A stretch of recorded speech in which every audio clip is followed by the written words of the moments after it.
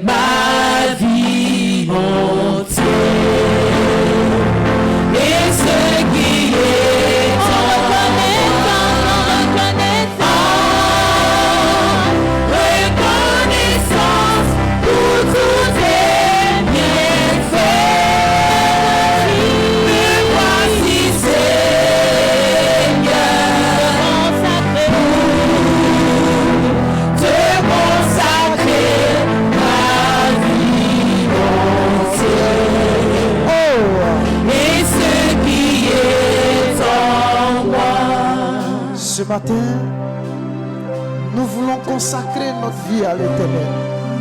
Ouvre la bouche et dis-lui, je vais te consacrer ma vie.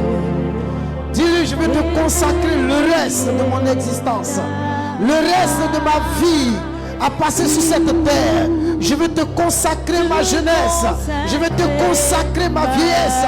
Je vais te consacrer ma vie, Seigneur. Ouvre la bouche et dis à ton Dieu, Seigneur, je vais te consacrer ma vie. Oui, dis-lui, Père, ce matin, je vais te consacrer toute ma vie. Oui, je vais te consacrer toute ma vie. Oh my God. Je vais te consacrer toute ma vie. Oui, ce matin, Père, je vais te consacrer toute mon existence.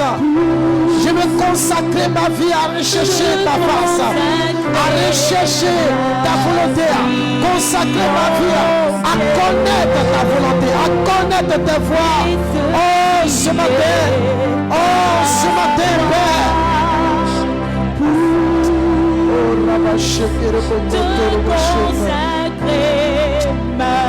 Merci Saint-Esprit. Les bras élevés vers le ciel ce soir, ce matin. Les yeux fermés et contemplons ce matin son amour. Ce matin, contemplons l'amour de Dieu dans nos cœurs. Car la Bible déclare que l'amour de Dieu est répandu dans nos cœurs par le Saint-Esprit. Oh Père, ce matin, je te présente les vies et les cœurs ici. Envoie ton esprit sur ma vie, afin que je puisse parler des choses de l'esprit.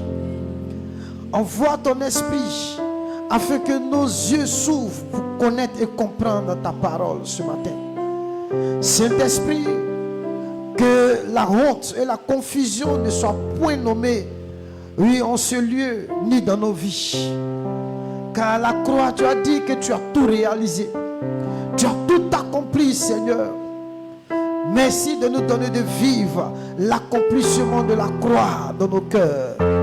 Car l'accomplissement de cette croix, c'est ton amour. Oh. Car la Bible dit que celui qui aime a accompli la loi et les prophètes. Oui, ce matin, Père, merci de relâcher ton esprit et ton onction parmi nous, Seigneur. Et que cette onction nous enseigne toutes choses, Papa. Cette onction, ce n'est rien d'autre que le Saint-Esprit de Dieu. Oui, que le Saint-Esprit nous enseigne en ce matin. Et que, Seigneur, toute atmosphère qui n'est pas de toi, oui, libère ces lieux. Et que toi seul contrôle l'environnement et l'atmosphère spirituelle. Merci en ce matin de le faire. Pour toute la gloire, Seigneur, te revienne. Que toute la gloire te revienne, Seigneur. Merci, Seigneur. Au nom de Jésus. Amen. Acclame Jésus. On peut se rasseoir. Merci. Bonjour à tous et à toutes. Que le Seigneur Jésus vous bénisse abondamment. Alléluia. Aujourd'hui, nous sommes à notre jour 7, c'est ça? 7e jour. Que Dieu bénisse chaque personne ici. Tu n'as pas entendu ton amen, hein? Et que Dieu vous aide. Dieu vous aide. On a plus besoin de l'aide de Dieu que de l'aide des hommes. Alléluia. Et que le Seigneur Jésus vous aide. Le vendredi, le thème c'était quoi? Il est temps de chercher l'Éternel. Et ce vendredi-là, on avait parlé de quoi? L'intimité avec Dieu. Donc je vous ai dit ici que quand on aime, on peut passer plus de temps, plus de temps avec cette personne qu'on aime. Tu ne peux pas dire à quelqu'un que je t'aime sans passer du temps avec cette personne. Oui ou non? Donc vous voyez que le facteur temps intervient. Donc si le temps n'intervient pas, c'est compliqué. Votre amour est un peu bizarre. Donc si vous aimez quelqu'un, vous allez passer du temps avec cette personne. Ainsi, si vous aimez Dieu, vous allez passer du temps avec qui? Avec Dieu, n'est-ce pas? Et on a vu un peu les passages dans le livre de Osée, c'est ça, non? Matthieu 6 qui dit que si tu pries, rentre dans le lieu secret, voilà, et puis ton Père qui est là te voit et te rendra. Amen, amen. Donc vous voyez que Dieu désire être dans une intimité et dans une solitude avec chaque chrétien. Il faut regarder ton voisin, il faut lui dire que Dieu désire être dans une intimité et une solitude avec toi. C'est vraiment important. C'est-à-dire, il veut que vous deux, vous soyez, comment on appelle ça? Face to face. Alléluia. C'est-à-dire que tu dois être seul avec le Seigneur. Tu dois être seul avec le Dieu Tout-Puissant. Amen, amen. Donc, chacun ici doit comprendre que Dieu veut établir, Dieu désire créer une sorte de relation intime avec lui. Qui veut cette relation-là? Et je vous ai dit que l'intimité avec le Seigneur a plus de valeur que le ministère, que l'évangélisation. Aller évangéliser, aller suivre les âmes, ce n'est pas mauvais, mais ce n'est pas la priorité devant Dieu. La priorité devant Dieu, c'est établir une relation intime, de cœur à cœur avec toi. C'est pourquoi quand Jésus allait prier, la Bible dit quoi? Quand il faisait le ministère, arrivé au moment où il coupait, et puis il renvoyait la foule. Et puis il restait dans un lieu, il restait seul avec son Dieu. Parce que de votre intimité va découler toute chose. Amen, amen. Si vous n'êtes pas intime, on ne peut pas parler de la suite. La suite de la vie chrétienne n'a pas de sens si vous n'avez pas d'intimité. La plus grande souffrance, comment on appelle ça, du peuple d'Israël, lorsqu'ils sont sortis de l'Égypte, c'est parce qu'ils n'ont jamais eu une relation intime avec Dieu. Et si vous n'avez pas cette relation-là, la vie chrétienne sera tellement bizarre et tellement compliquée, vous n'allez rien comprendre et vous allez dire que Dieu même il est où, ou bien Dieu m'a abandonné. Dieu ne vous a pas abandonné. C'est parce qu'il n'y a pas de relation intime avec Dieu. Et cette relation-là, pour qu'on puisse la développer, il nous faut du temps. Donc, tu passes combien de temps avec le Seigneur dans la journée? Tu passes combien de temps avec le Seigneur dans une année? Donc, vous devez comprendre qu'il est grand temps pour chacun de fuir les amis. Fuyez vos maisons, fuyez vos parents, fuyez vos amis, fuyez, comment on appelle, la télé, fuyez même les smartphones et passez du temps avec celui qui est mort et ressuscité pour vous. Alléluia. Alléluia. Vous devez fuir les causeries bizarres. Il va arriver parfois que le diable, regardez, le diable va vous attaquer de manière subtile. Il va arriver parfois que vous allez être confronté à certaines situations où le diable va aspirer votre temps. Il va utiliser votre temps. C'est-à-dire que vous allez gaspiller votre temps pour faire des choses, beaucoup de choses, mais en effet qui ne vous édifient pas. Beaucoup de choses qui ne vous bâtissent pas. Beaucoup de choses qui ne vous construisent pas. C'est-à-dire que vous allez faire tellement de choses. Amen, amen. Qu'à la fin, il n'y a rien qui va se passer. Et vous aurez perdu du temps. Alléluia. Alléluia. Dis à ton voisin, ne perds plus le temps. Vous savez pourquoi vous ne devez pas perdre le temps? Parce que le diable ne joue pas avec le facteur temps. La Bible dit qu'il est déchaîné contre la terre parce qu'il lui reste quoi? Peu de temps. Donc le facteur temps lui-même ne joue pas avec. Donc comme il reste le facteur temps, il va combattre l'église. Il va combattre les enfants de Dieu afin qu'il n'ait pas d'intimité avec Dieu. Parce que si vous avez une intimité avec Dieu, vous allez commencer à porter du fruit. Si vous avez une intimité avec Dieu, vous allez voir la vie de Dieu se manifester à travers vous. Si vous avez une intimité avec Dieu, vous allez voir que personne ne pourra vous distraire. Personne ne pourra dire ce qu'il veut dire de toi. Parce que vous avez une intimité avec Dieu. Et ça, c'est la base de la vie chrétienne. C'est la base du christianisme. Donc, vous ne pouvez pas vous élever. Dieu ne peut pas vous bâtir si vous n'êtes pas intime avec lui d'abord. Comprenez ça? Donc, pour être un serviteur de Dieu solide, pour être un homme de Dieu solide, il vous faut au préalable une intimité avec Dieu. Et cette intimité-là commence par le temps que vous accordez au Seigneur. Amen, amen. Dis à ton voisin, donne du temps à ton Dieu. Tu dois donner du temps à ton Dieu en le priant. Tu dois donner du temps à ton Dieu en lui déclarant ta flamme chaque jour.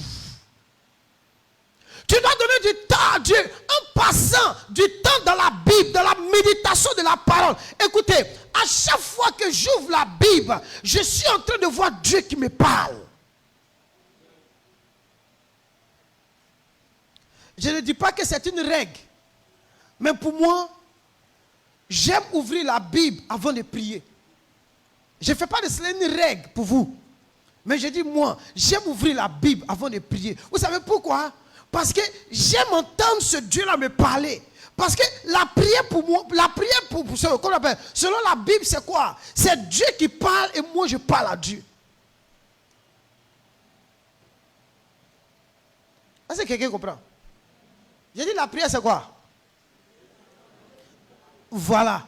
C'est pourquoi, regardez, j'ouvre une parenthèse. C'est pourquoi il a dit, quand vous priez, dites que ta volonté soit faite sur la terre comme au...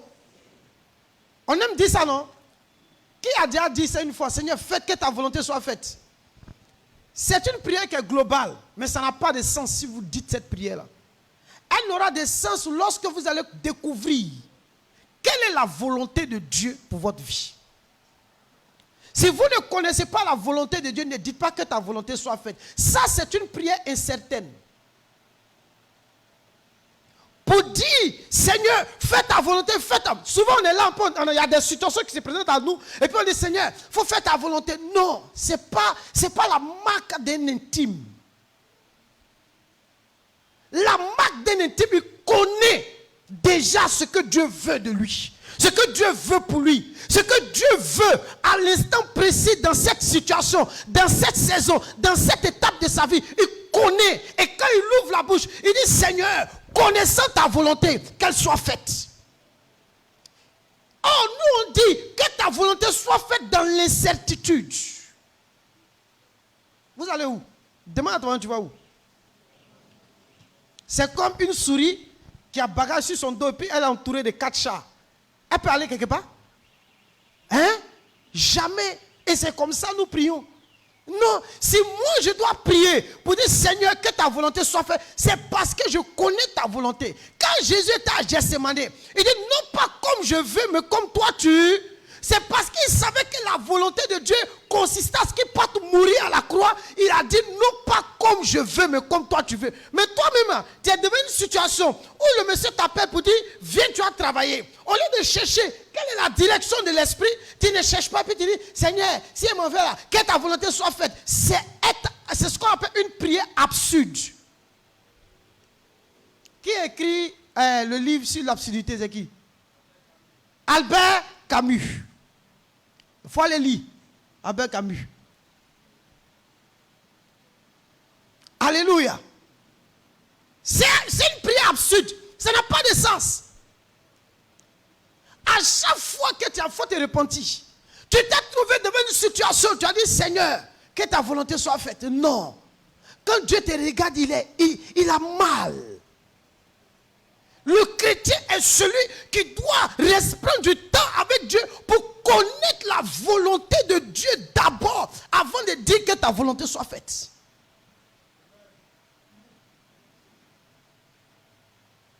Vous ne connaissez pas et puis vous dites.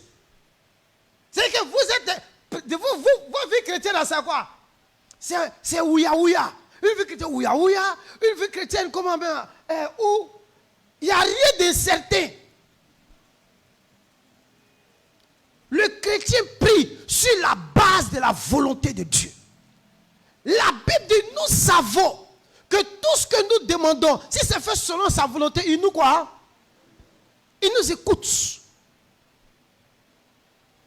Donc, quand on est intime avec Dieu et qu'on veut que Dieu nous écoute, on doit chercher à connaître la volonté de Dieu. C'est pourquoi Moïse a dit, fais-moi connaître tes voies et je te connaîtrai. Ce qui fait qu'on ne connaît pas Dieu, c'est parce qu'on n'a pas l'information exacte de ce que Dieu veut, de ce que Dieu attend de chaque personne, de chaque chrétien. Dieu a une volonté précise pour ta vie.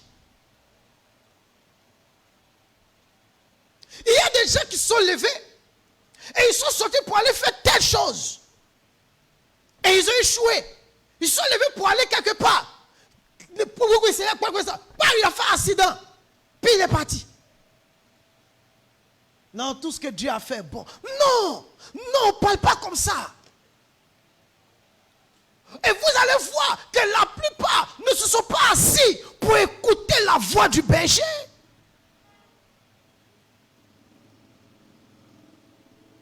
Pour écouter la voix de l'Esprit, le Saint-Esprit a tellement intervenu. Il a fait tout pour que tu ne puisses pas partir. Il a tout fait pour que tu ne puisses pas faire ça. Mais toi, malgré ça, tu as fait. Et puis tu as dit, viens. Écoutez, Dieu ne vient pas dans la volonté des hommes.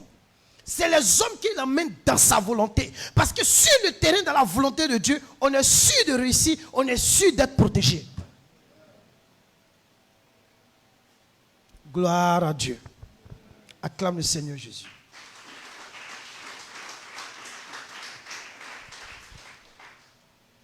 Alléluia. Il est temps de chercher l'Éternel. Ouvre la Bible et cherche ton Dieu à travers sa parole. Amen, amen.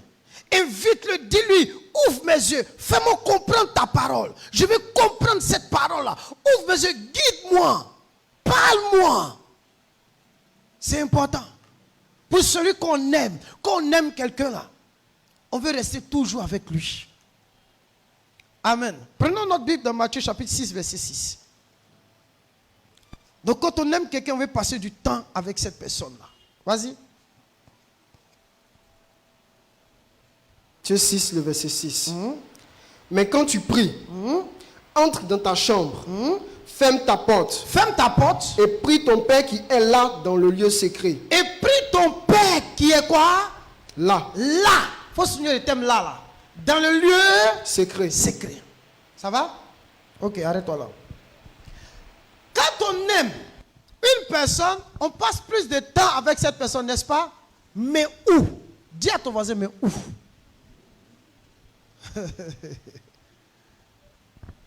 Le vendredi, on a vu quoi? Le temps. Mais si je vais passer le temps avec une personne, mais il faut que ça se fasse où? C'est ça? Mais où? On ne peut pas passer du temps avec quelqu'un dans le bruit, ni dans la rue. On passe du temps avec quelqu'un dans un lieu. Ça, c'est une vérité que vous devez garder à l'esprit dans cette relation intime avec Dieu. Tu as besoin d'un lieu. Regardez, tu te maries. Comment on appelle ça même? Chez les Juifs, avant qu'on se marie, il y a 3 choses. C'est ça, non? C'était quoi? 2 choses, 3 choses. Là. Premièrement, il faut avoir un champ où tu travailles. Deuxièmement, il faut avoir quoi? Une maison. C'est ça, non? Il faut avoir un champ, une maison avant de te marier. Bon, toi, tu n'as pas champ, tu n'as pas maison. Et puis tu dis tu veux te marier. Tu vas passer ton intimité avec ta femme là où? Celle que tu aimes, tu vas passer ton intimité où avec elle? Comme Absalom, sur les places publiques, où il sortait avec les femmes de son père, sur les places publiques, en plein soleil? Non. Tu as besoin d'un lieu, n'est-ce pas, pour passer du temps avec celle que tu aimes. Un lieu. C'est-à-dire une maison. Amen, amen.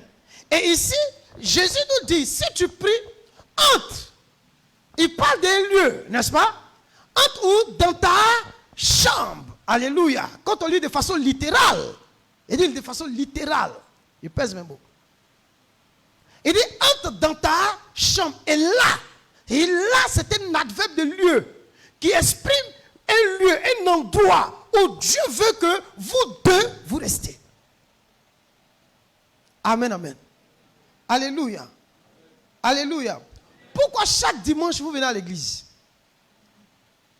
Parce que vous savez que c'est l'endroit que vous avez convenu entre Dieu et vous de rester.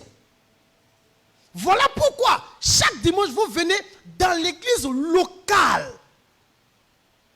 On appelle ça l'église comment? Locale. Dans cette localité-là, vous venez, vous quittez partout parce que c'est un lieu de quoi? Rendez-vous. Un lieu de rencontre entre Dieu et vous.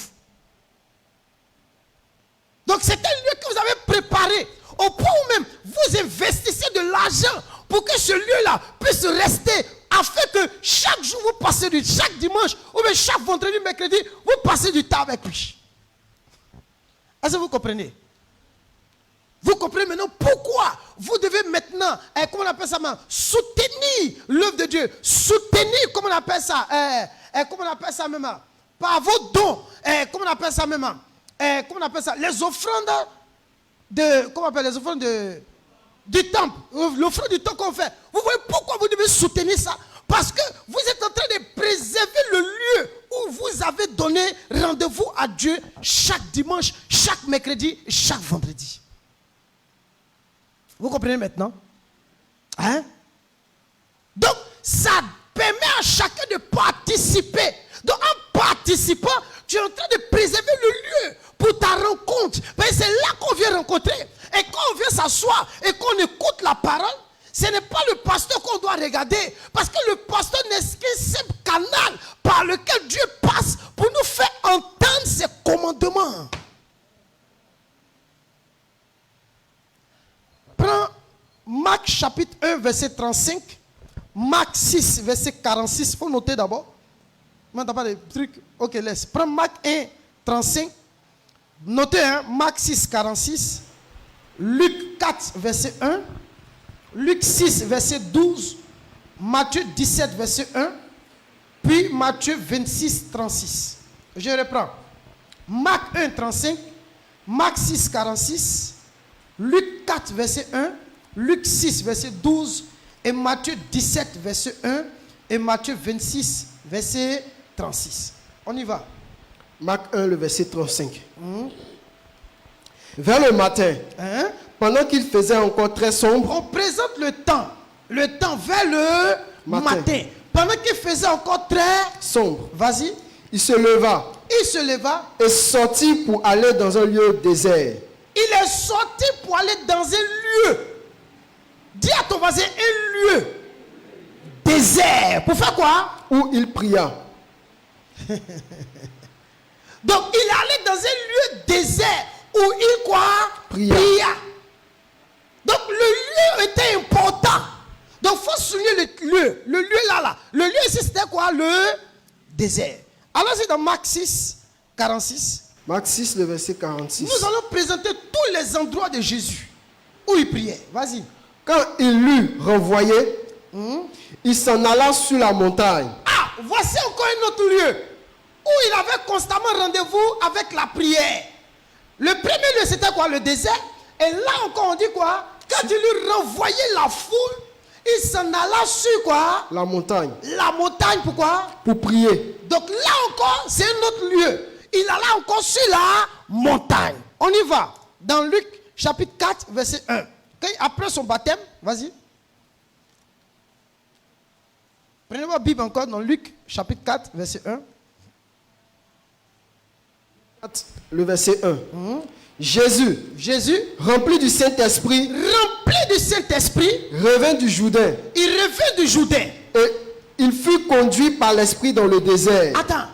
Il fut conduit par l'Esprit où? Dans le désert. Donc voilà encore le Saint-Esprit qui le conduit dans le désert pour aller jeûner pendant 40 jours.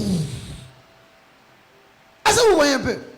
Donc qui l'a conduit dans ce lieu-là? L'Esprit l'a conduit dans le désert. On y va dans Luc chapitre 6, verset 12. Fouillez, on fouille ce matin-là, on fouille un peu. Luc 6, le verset 12. En ce temps-là, Jésus se rendit sur la montagne pour prier. Ah, on dit en ce temps-là, Jésus se rendit sur quoi? La montagne. Sur la montagne, dans un endroit, sur la montagne pour faire quoi? Pour prier. Donc Jésus lui aussi, il avait ces endroits où il partait rencontrer qui? Le Père. Continue. Matthieu 17, le verset 1.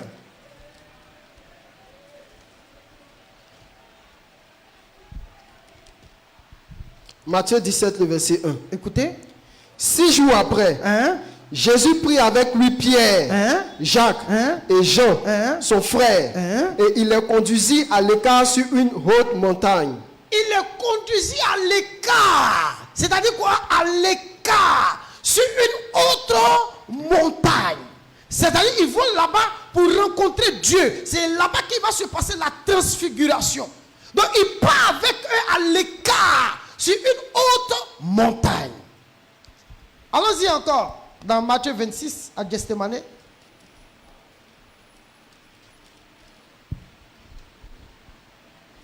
Matthieu 26, verset 36. Matthieu 26, verset 36. Là-dessus, Jésus alla avec eux dans un lieu appelé Gethsémane. Là-dessus, Jésus alla dans un lieu avec eux appelé comment? Gethsémane. Il alla avec qui? Ses disciples. Dans un lieu. Là, on parle de quoi? Des lieux appelés comment? Gethsémane. Mais dans le lieu, il partait faire quoi? Il partait prier. Alléluia. Soulignez ça. Amen, amen. Donc, regardez. Il y a d'autres versets encore, mais on va s'arrêter là. Ça va? Regardez, tous ces versets que nous venons de lire nous présentent les différents lieux où Jésus avait rendez-vous avec le Père. Est-ce que ça va? Ça va? Donc, il y avait un rendez-vous. Il avait rendez-vous avec qui? Avec le Père. Premier lieu, c'était le désert. Et deuxième lieu, c'était quoi? La montagne. Et le troisième lieu qu'on a vu, c'était un lieu qu'on appelle Gethsémane. Un jardin. Amen, amen. Un jardin qu'on appelle Gethsémane. Et c'est dans ce lieu-là qu'il partait se tenir pour faire quoi? Prier. Frère, le lieu joue un rôle important dans notre intimité avec le Seigneur. Si vous n'avez pas de lieu de prière, vous êtes en danger. Dis ça à ton voisin.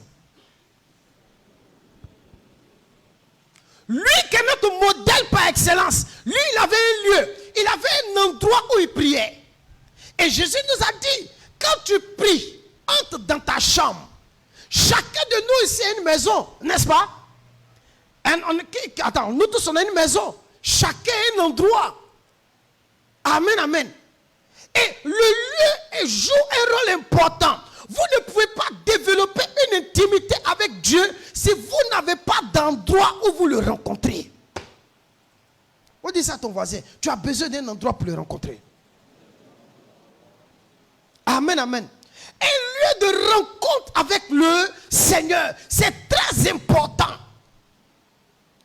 Chez moi, j'ai mon lieu de rencontre à la maison.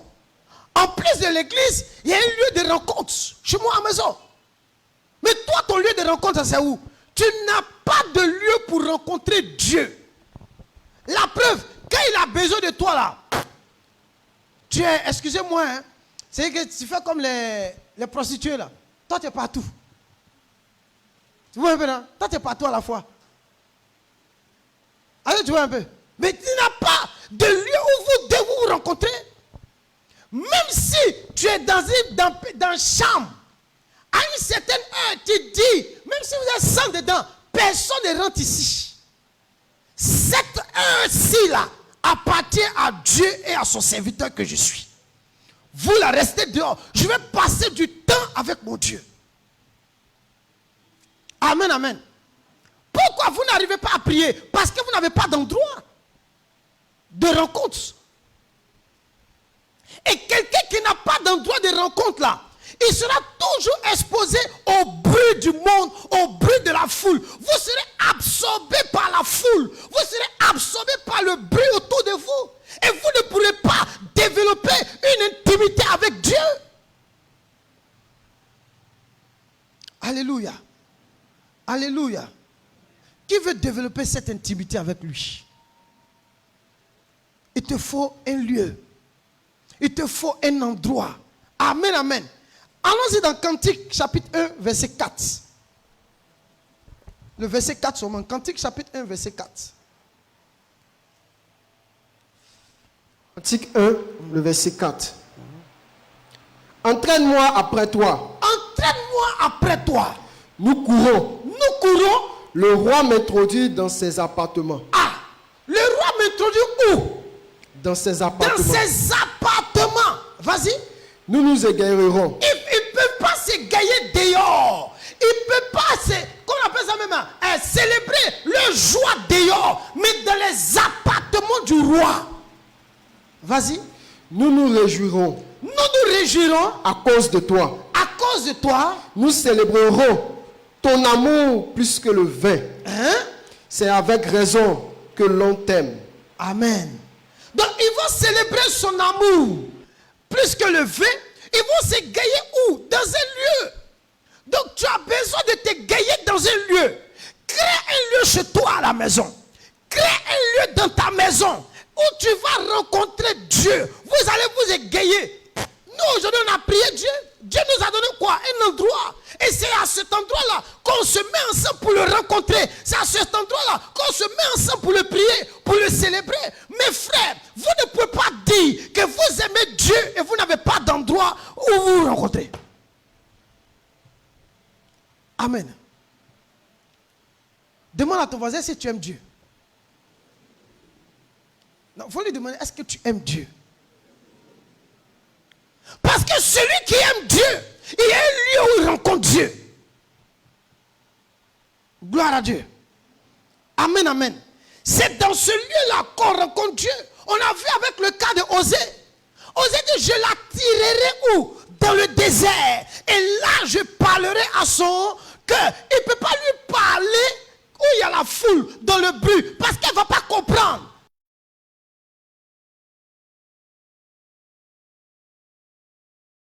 Parler avec elle. Dans les temps anciens, il y avait plein de prédicateurs qui avaient des endroits où ils rencontraient Dieu. D'autres se mettaient dans la brousse. C'est là-bas qu'ils partaient rencontrer Dieu. C'est-à-dire, à une certaine heure, il court et puis il va rencontrer son Dieu. C'est parce qu'on est désordonné Quand on quitte au travail, on rentre à la maison, on s'assoit, et puis on allume la télé, et puis on est là. Mais attends. Où est celui que tu aimes? Où tu as mis ton amoureux ce matin? Je quitte là-bas, je rentre, j'ouvre ma porte, et puis je rentre dans le lieu pour aller parler à mon Dieu. Il y a un pasteur, j'ai oublié son nom, Seigneur. Un pasteur, il est nigérien, il est américain d'origine nigériane. Les gars, il fait partie de l'un des grands prédicateurs qui a enseigné sur la prière. J'ai lu beaucoup de documents sur la prière, mais lui, son document là, non. Non, il est fort. Amen. C'est un prédicateur puritain. Mais il dit que sa maman, c'est sa maman qui les a donné de l'amour de la prière, l'amour de rester avec Dieu. Parce que quand sa maman quitte au travail et qu'elle rentre à la maison, elle jette son sac partout là-bas, et puis elle avait un lieu dans la maison pour elle rentrer s'enfermer. Elle ne demandait pas qui est là, qui n'est pas là, ce n'est pas son problème. Elle commençait à prier, elle rendait grâce à Dieu, elle exprimait son amour, elle remerciait le Seigneur, elle offrait des chants d'action de grâce à Dieu, elle priait. Quand elle finit, elle sort.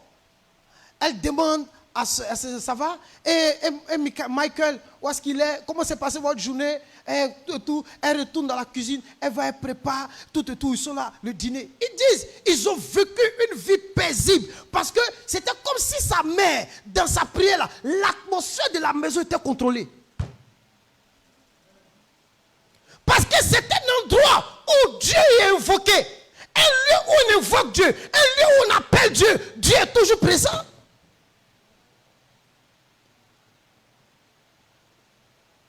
Amen. Si vous avez pour habitude de rester dans un lieu pour appeler Dieu, ce lieu-là va devenir un lieu de rencontre entre Dieu et toi. Amen. Un lieu de rencontre. Mais où est ton lieu de rencontre ce matin? Isaac, ton lieu de rencontre est où? Hein? Ton lieu de rencontre est où? Gloire à Dieu. Amen. Et tous les lieux de rencontre, c'est nous on crée l'atmosphère. Je vais rendre ce lieu-là paisible et calme. Il dit ferme ta porte. C'est pas ça? Entre dans ta chambre, ferme ta porte. On ferme la porte à quoi? Au bruit. Pour ne pas que les choses de dehors puissent entrer. Ferme ta porte. Un lieu paisible, un lieu tranquille, un lieu calme où on va les prier. Vous ne pouvez pas dire que vous aimez Dieu et vous n'avez pas de lieu de rencontre avec ce Dieu-là. C'est absurde. Alléluia. Ce soir, ce matin, je prie qu'au sortir de ce lieu-là, tu peux te créer même ton lieu de rencontre. Amen. Écoutez, on ne peut pas vivre avec une femme si on n'a pas préparé un endroit pour elle, pour cette vie-là. Le jour où vous êtes devenu chrétien, quel est l'endroit que vous avez préparé pour Dieu? Quel est l'endroit? On est resté dans faire des églises bizarres. On vous a mis dans les prières de guerre sans que vous soyez intime avec Dieu. Écoutez, être intime avec Dieu là ne se résume pas dans la prière où on dit nous allons dans le camp ennemi. Vous n'entendez rien. Pour faire quoi? Ce que le diable a volé. C'est pas ça? Il est sous nos pieds. Hey. Puis le guitariste il est là. Pam pam pam pam pam pam pam pam. C'est là que tu vois Isaac même. Il va casser toutes les baguettes. Que là, il est sous nos pieds, puis il est là. Il dit, Isaac, quand il fait là. Non, Isaac. Il dit comme, pas les baguettes, regardez, mais comment on appelle ça? Les cymbales là. C'est ça, non? C'est qu'Isaac va faire quelque chose, c'est divisé. Tout ça, c'est la guerre. Il est sous nos pieds. Et nous allons. Puis quand on dit que vous voyez les chrétiens sont là comme ça. Même ceux qui sont pas même à l'église aussi sont là. Et puis ils se préparent, tout le monde se prépare. Ils vont aller en guerre pour arracher des plaisantins comme ça. Ou pour arracher quelque chose au diable. Si toi, le diable s'est présenté devant toi, si c'est présent devant toi, tu peux rester là. Hein? Vous pouvez rester là. Si le diable désire ici, beaucoup ont fui. Je vais vous raconter une histoire. J'ai eu un rêve où j'avais fait une prière même. Et puis je suis allé dormir, puis il y a eu un rêve. Où le diable, il est venu comme ça. Il faut me voir en train de pleurer. Amen, amen. Je pleure, je crie. Je pleure, je crie. Ça, il y a longtemps, c'est en 2000. En 2000. Il dit, je pleure, je crie. Je pleure, je crie. Je pleure, je crie. Pourquoi? Parce que j'ai vu le diable est venu. Et lui, il a arrêté tranquille, comme ça. C'est-à-dire, il était suspendu sur la maison où j'étais. Il était suspendu en haut, comme ça. Et puis, il me regarde. Il dit, moi aussi, je trempe dans... Ça, c'est rêve.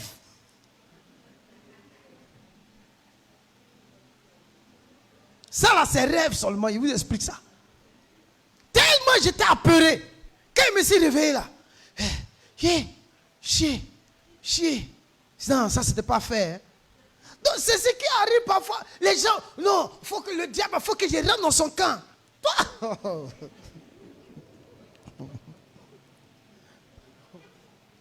mon frère, dis à ton voisin, il ne faut plus aller dans son camp. Isaac, il faut prendre Colossiens chapitre 1 à partir du verset 12. On va lire ça pour les aider. Là, ils ne vont plus aller là-bas. Allez, c'est Colossiens même. C'est Colossiens même, Philippiens. Hein? C'est Colossiens. Prends Colossiens 1, 12. Colossiens 1, le verset 12. Écoutez. Hein? Rendez grâce au Père qui vous a rendu capable d'avoir part à l'héritage des saints dans la lumière, qui nous a délivrés de la puissance des ténèbres. Attends, on nous a quoi? Délivrés. De la puissance des ténèbres. Hein? Et nous a transportés. Attends, et puis après on nous a quoi? Transportés. Donc on te délivre et puis on te transporte dans un autre quoi? Hein? Dans le royaume du Fils de son amour. Hein? En qui nous avons la rédemption, la rémission des péchés. Arrête-toi là. Il dit en qui nous avons la rédemption, la rémission des péchés. Donc c'est à cause du pardon des péchés qu'on a été délivré de la puissance de Satan et qu'on a été transporté dans le royaume du Fils de son... Est-ce que vous comprenez ce que ça veut dire? Est-ce que vous savez ce que ça veut dire? Ça veut dire quoi? Ça veut dire que Dieu est rentré dans ta famille. On dit qu'il y avait les plus géants des démons. Il t'a enlevé là-bas. Et puis il t'a pris devant eux tous. Personne n'a parlé. Et puis il est parti avec toi où? Dans le royaume du Fils de son... Donc maintenant on est dans quel royaume? Non, je vous pose la question, on est dans quel royaume? Maintenant, toi tu veux quitter le royaume ça là pour aller maintenant dans le camp de l'ennemi. Tu cherches quoi? Où tu étais hier là-bas, on t'a enlevé là-bas et puis tu vas aller où? Donc regardez comment les prédicateurs vous sont en train de vous faire du mal. Et puis tu es là, non, va dans le camp de... Mais tu vas rentrer là-bas, tu vas lui faire quoi? Soit ta travail. Si quelque chose t'est arrivé là, c'est la faute de qui? Oui, Dieu va me protéger. Dieu, il vous protège lorsque vous restez dans la sphère de sa volonté. Donc vous voyez, l'église, les chrétiens sont là. Non, je m'en vais arracher. J'arrache mes bénédictions qu'il a volées. J'arrache ma voiture. Toi-même, tu ne travailles pas et puis tu arraches quelle voiture?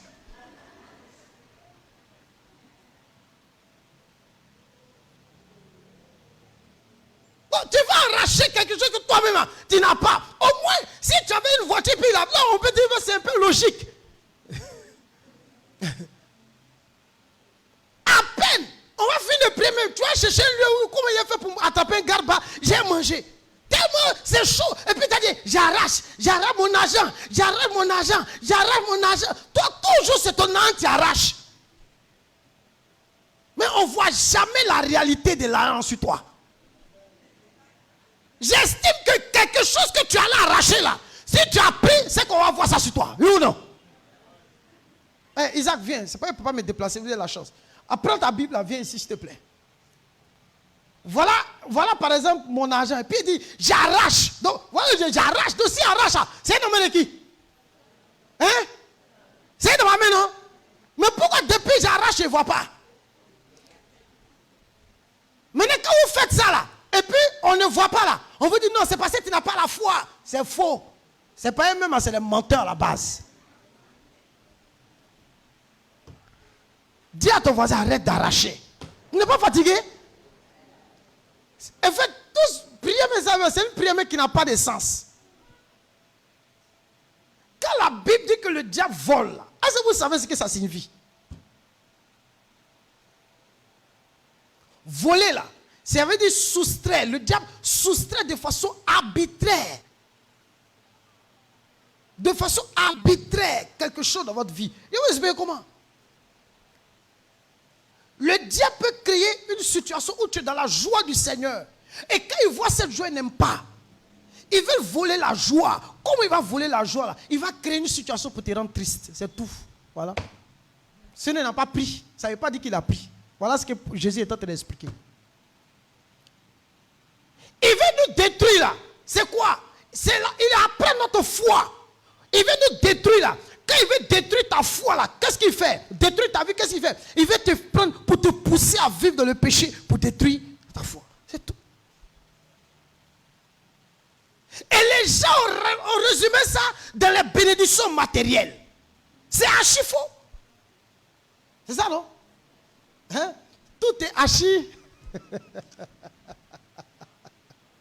Alléluia. Amen, amen. Dis à ton voisin, arrête d'arracher. Amen, amen. Il faut lui dire, n'a qu'à arrêter. Il a trop arraché. Vous voulez voir, je prends. Au point même, quand les gens viennent à l'église, ils sont assis. Ils ne sont pas assis parce qu'ils aiment Dieu. Ils sont assis parce qu'ils attendent quelque chose de Dieu. Ça, ce n'est pas un bon esprit. Alléluia. C'est pas là. Tu ne vas pas vivre la vie chrétienne parce que tu vas t'arrêter. Ouais, le jour où il ne te donne pas là, c'est là que tu vas voir qui il est. Tu vas lui dire que l'Éternel est un Dieu méchant. Amen, amen. L'Éternel est un Dieu comment? Méchant. Oh, Dieu n'est pas méchant. Il vous aime. Amen, amen. Dis à ton voisin, prépare un lieu pour lui. Dis à ton voisin, prépare un lieu pour nous. Donc vous voyez que s'il n'y a pas de lieu, vraiment on sera absorbé par le système de tout. Allons-y dans Exode chapitre 33, versets 7 à 11.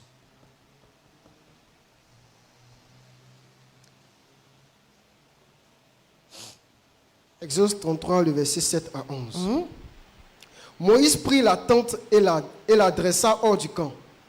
À quelque distance, il l'appela tente d'assignation. Attends, Moïse prit la tente, Exode 33, verset 7 à 11. Moïse prit la tente et la dressa où? Hors du camp. Hors du camp. Hein? À quelque distance. À quelque distance de leur camp où tout Israël était. Hein? Il l'appela tente d'assignation. Regardez, il appela la tente là comment? La tente d'assignation. La tente d'assignation, ça veut dire quoi? La tente de rencontre. Assignation veut dire rencontre. La tente de rencontre. Vas-y. Et tous ceux qui consultaient l'Éternel allaient vers la tente d'assignation. Vous avez compris maintenant? Tous ceux qui voulaient consulter l'Éternel là, ils allaient vers la tente d'assignation. Hein? Qui était hors du camp. Qui était où? Hors du camp. Loin du bruit. Vas-y. Lorsque Moïse se rendait à la tente, tout le peuple se levait. Tout le peuple se levait. Chacun se tenait à l'entrée de sa tente et suivait des yeux Moïse. Jusqu'à ce qu'il fût entré dans la tente. Et lorsque Moïse était entré dans la tente, la colonne de nuée descendait et s'arrêtait à l'entrée de la tente. Et l'Éternel parlait avec Moïse. Tout le peuple voyait la colonne de nuée qui s'arrêtait à l'entrée de la tente. Tout le peuple se levait et se prosternait à l'entrée de sa tente. L'Éternel parlait avec Moïse face à face. On dit l'Éternel parlait avec Moïse comment? Face à face. Face à face. Vous voyez? Donc c'est dans le lieu de rencontre qu'il y avait un face-à-face avec qui? Donc le lieu que vous allez préparer là, ça sera un lieu de face-à-face entre Dieu et toi. Attends, un homme qui était... Attends, je prends par exemple Joris qui s'est marié avec sa femme. Il n'avait pas... Elle est à gauche, lui à droite. Mais le jour où ils se marient, ils sont dans un lieu. Maintenant, ils sont comment? Face à face. C'est que le samedi prochain, ils seront comment? Dis à ton mari, le samedi prochain, ils seront face à face.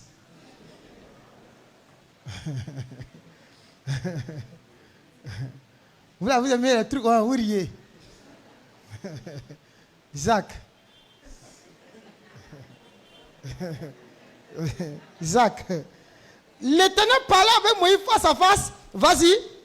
Comme un homme parle à son ami. Comme un homme parle à son Ami. ami là. Vas-y. Puis Moïse retournait au camp. Mais son jeune serviteur, Josué, fils de Nun, ne sortait pas du lieu de l'attente. Est-ce que vous savez pourquoi Josué là, il a remplacé Moïse? Parce qu'il avait une intimité avec le Dieu de son père Moïse. Oui, c'était le Dieu de son père là. Amen, amen. Mais dans notre contexte ici, dans la nouvelle alliance, vous n'avez pas le Dieu de papa qu'on ne saisit pas. Amen, amen. Josué avait, c'est-à-dire Moïse était là-bas dans l'intimité. Josué était avec Moïse dans cette intimité-là. Il avait un lieu de rencontre. Toi et Dieu, là, vous vous rencontrez où? Frère, regardez comment Josué a préparé son ministère. Regardez comment Josué a préparé comment on appelle ça même? Comment on appelle? La relève. Regardez comment la relève a été préparée. La relève se prépare dans l'intimité. Il y a des choses que Dieu prépare avec vous dans l'intimité.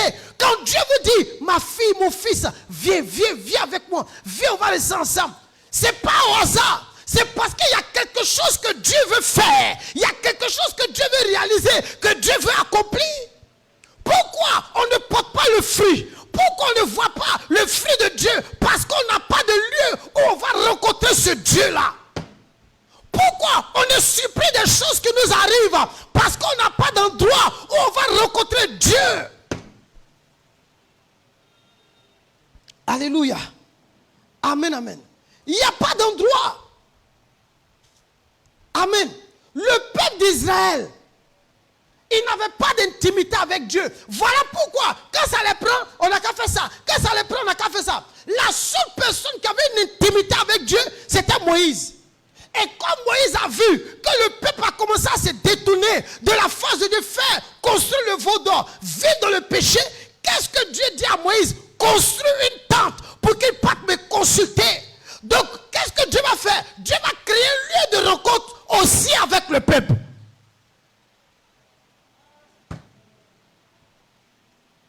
Amen, amen. Alléluia. Allons-y dans Nombre 12, versets 6 à 8. Nombre, chapitre 12. Dépêche-toi. Nombre 12, le verset 6 à 8. Écoutez bien. Et il dit, écoutez bien mes paroles. Lorsqu'il y aura parmi vous un prophète, dans une vision que moi, l'Éternel, je me révélerai à lui, c'est dans un songe que je lui parlerai. Il n'en est pas ainsi de mon serviteur Moïse. Il est fidèle dans toute ma maison. Mais comment Dieu peut dire que Moïse est fidèle dans toute sa maison? C'est parce que Moïse était intime. Il avait lieu où partait rencontrer Dieu. Les Aaron là, c'est les Aaron qui ont construit le veau d'or. Ils étaient des prophètes, des pasteurs à jouer, mais ils n'avaient pas d'intimité avec Dieu. S'ils avaient une intimité avec Dieu, ils n'allaient pas dire, Dieu, pourquoi Moïse va prendre une femme éthiopienne? Continue. Je lui parle bouche à bouche. Je me révèle à lui sans énigme. Et il voit une représentation. Attends. Dieu dit, je lui passe bouche à bouche. Et je me révèle à lui sans parabole. Il dit à vous, il vous a été donné de connaître les mystères du royaume. Dieu dit Moïse là, je lui parle sans parabole, sans énigme. Mais vous, je vous parle avec des énigmes. Mais à Moïse, je ne peux pas ainsi. Vas-y. Et il voit une représentation de l'Éternel. Pourquoi donc n'avez-vous pas craint de parler contre mon serviteur, contre Moïse? Arrête-toi là. Regardez la préférence. Comment Dieu préfère quelqu'un qui est intime à lui. Dieu ne joue pas avec quelqu'un qui est intime à lui.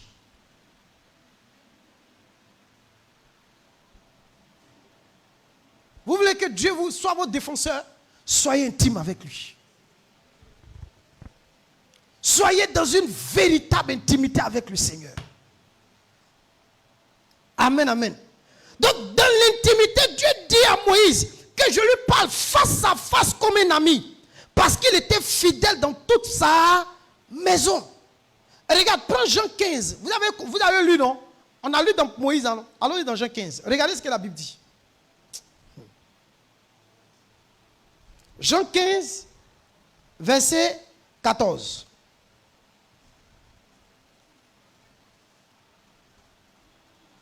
Jean 15, le verset 14. Vous êtes mes amis si vous faites ce que je vous commande. Dieu appelle Moïse ami. Maintenant dans la nouvelle alliance, il dit vous ne savez pas ce que la mort de Jésus-Christ a créé dans votre vie. Où la mort de Christ vous a introduit. Vous ne savez pas. Jésus n'est pas mort à Jérusalem dans la ville. Hein. Il est mort hors de la ville. Hors du camp. C'est pourquoi la Bible dit, allons à lui hors du camp. Gloire à Dieu. Gloire à Dieu. Il dit, je parle à Moïse face à face comme un quoi? Un ami. Maintenant dans Jean, il dit quoi? Il dit, je ne vous appelle plus des serviteurs, je vous appelle mes... Aïe, aïe, aïe, aïe, aïe, aïe, aïe, aïe, aïe. S'il nous appelle ses amis, ça veut dire quoi? Qu'il ne peut pas nous parler en parabole. Pourquoi vous ne comprenez pas les énigmes, les paraboles? Les paraboles de la Bible, là, les paraboles du Nouveau Testament dans les évangiles, là. Ne me dites pas que vous ne les comprenez pas. Ne me dites pas ça ce matin. Il dit à eux, je les parle en parabole, mais à vous, il ne nous parle pas en parabole. Dieu ne parle pas à ses amis en parabole. Si aujourd'hui on trouve les paroles du Seigneur comme des paraboles, c'est parce que nous ne sommes pas des amis. C'est parce que nous ne sommes pas des intimes. C'est parce que nous n'avons pas de lieu de rencontre. Gloire à Dieu.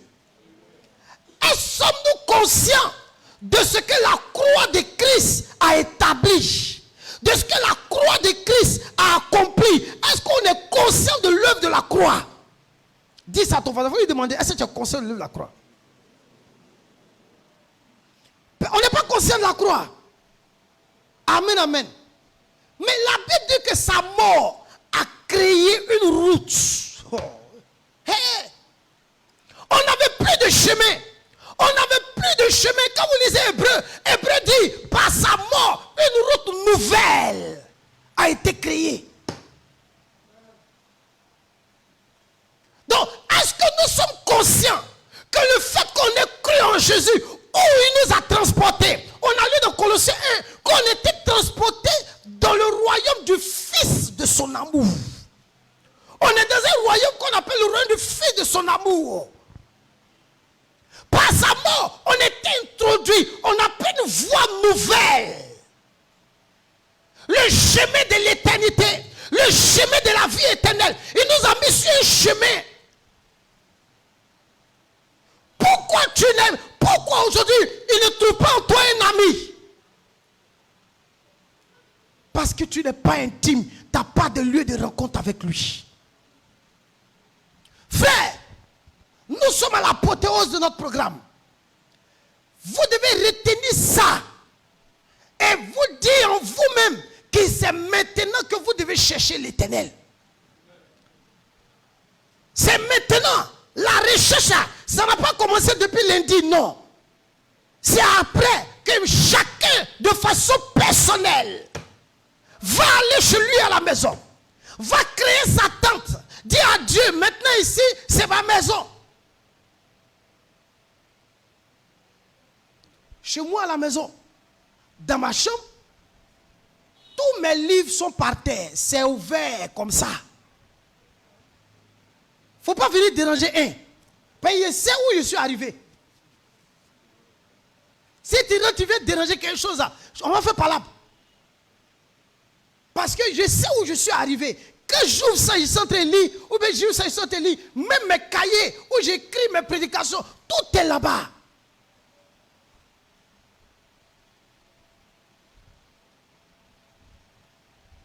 Alléluia.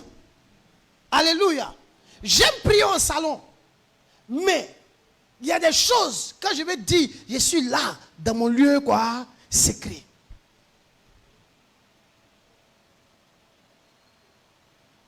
Alléluia. Alléluia. Et pour ne pas que quelqu'un me dérange, je mets la musique. Je mets volume. Tous les bruits qui sont autour de moi, on n'entend plus. Puisque ici, il y a un quartier mouton. Alléluia. Donc moi seul, je suis en train de quoi? Prier. Je suis couché, et ça t'a prié. Et ça t'a prié. Et ça t'a prié, voilà moi, me voici. C'est comment, on fait comment pour la suite. Et je suis là et je t'écoute. Mais on n'a pas de lieu.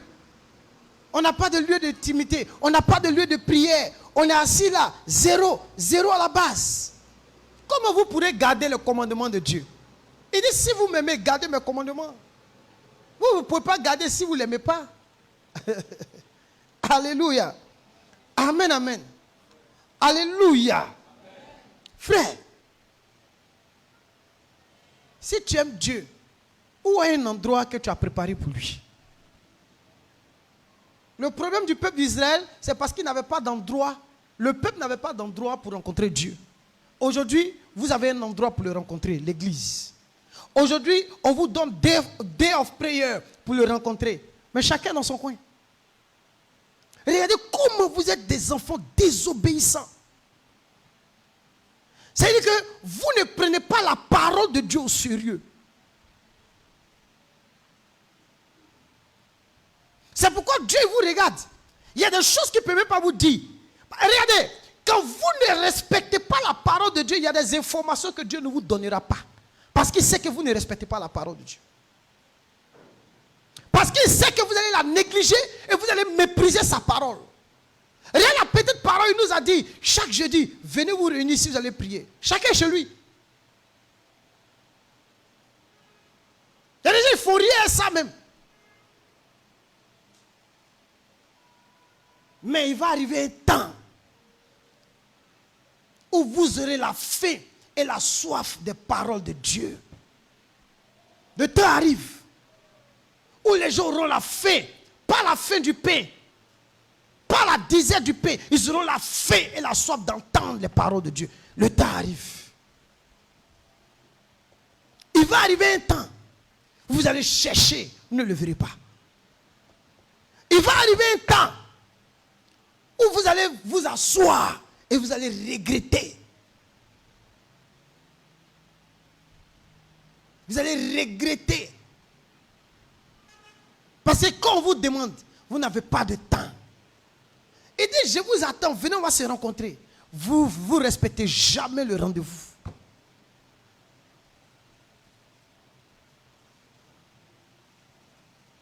Amen, amen. Vous ne respectez jamais le rendez-vous. Israël n'a jamais pris la parole du Seigneur au sérieux. Voilà pourquoi Canaan, ils ne sont pas rentrés. Ils ne sont pas rentrés à Canaan parce qu'ils n'ont jamais respecté les paroles de Dieu.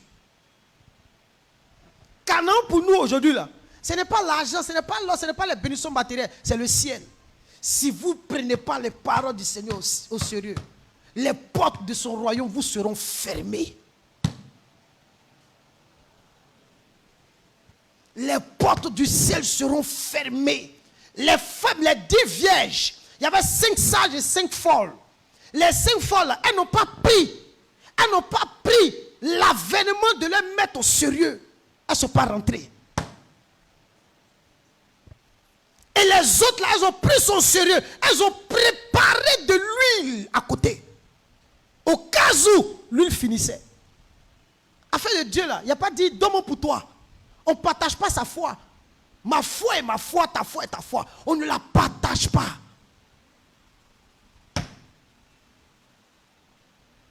Amen, amen.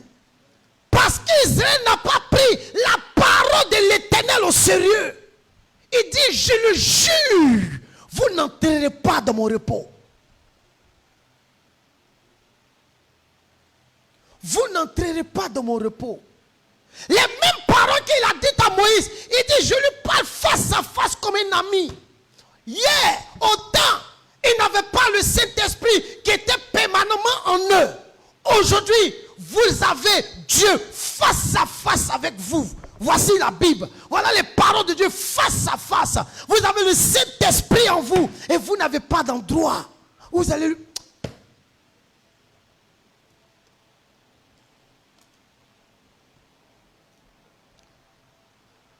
Est-ce que vous savez... Attends, prends le dernier verset.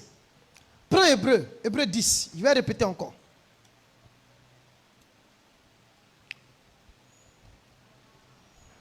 Hébreu 10, 28. 28 à 29. Hébreu 10, le verset 28. Celui qui a violé la loi de Moïse meurt sans miséricorde. Sur la déposition de 2 ou de 3 témoins. Ça, c'est dans la loi de Moïse. Hein? Vas-y. De quel pire châtiment pensez-vous que sera jugé digne celui qui aura foulé aux pieds le Fils de Dieu? Le Fils de Dieu. Vas-y. Qui aura tenu pour profane le sang de l'alliance par lequel il a été sanctifié et qui aura outragé l'esprit de la grâce. Arrête-toi là. Il dit de quel pire châtiment. Écoutez. Toute négligence qu'on fait à l'égard des Écritures, de la parole de Dieu, des choses de celui qu'on aime, il y a un châtiment pire qui nous attend. Dis à ton voisin, il y a un châtiment qui t'attend. Dis donc, moi il vient à l'église, il vient à l'église à n'importe quelle heure, et puis il est libre. Moi il peut venir quand il veut. Tu te crois où? Au marché d'où? De Wasakara? Non. Moi, il vient quand il veut à l'église. De quel pire châtiment celui qui aura foulé au pied le Fils de Dieu, qui aura tenu pour profane le sang par lequel il était sanctifié, et qui aura outragé l'esprit de la grâce qui est le Saint-Esprit. Regardez ce à quoi on s'expose. Bon, on joue, on ferme les yeux puis on avance. Chacun n'a qu'à avancer. Chacun n'a qu'à avancer. Chacun n'a qu'à avancer seulement. Chacun n'a qu'à avancer. Moïse, là, son erreur, c'est que tellement le peuple l'a fatigué, là, il voulait suivre le peuple. Lui-même, il est tombé dans le piège du peuple. Saül aussi est tombé dans le piège du peuple. Mon frère, on ne tombe pas dans le piège de quelqu'un.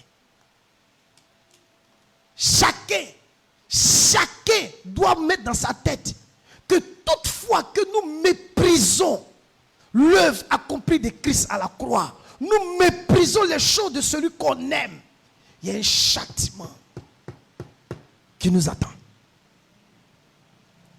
Que le Seigneur vous bénisse et que sa grâce repose sur vous.